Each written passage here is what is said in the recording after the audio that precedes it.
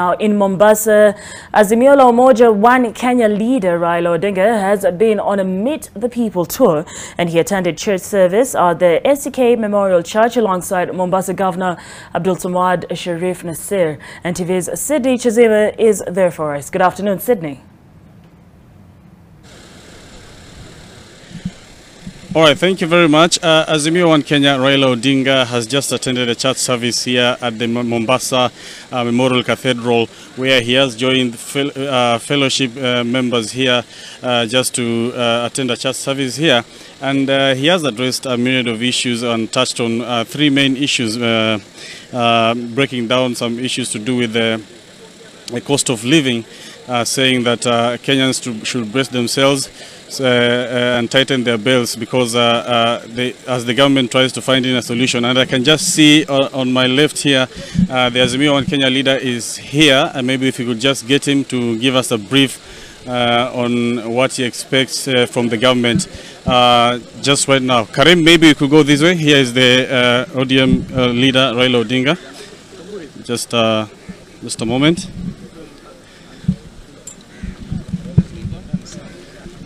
To actually pray together with the congregation here, with fellow Christians today, being the first Sunday of the year.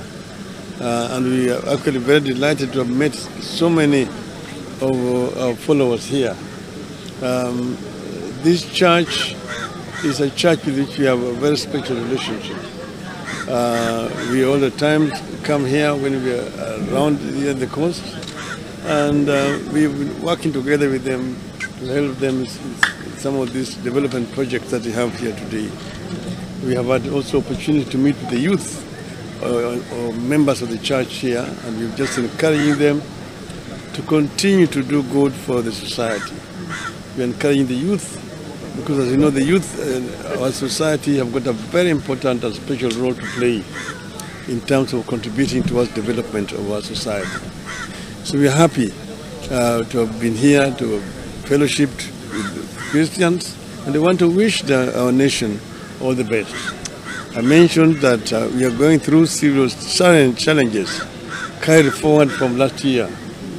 We have had devastating droughts and also floods in some part of the country, famine in other countries, rising costs of living, school fees and so on, and you know that parents are facing some very challenging situations where we stand today.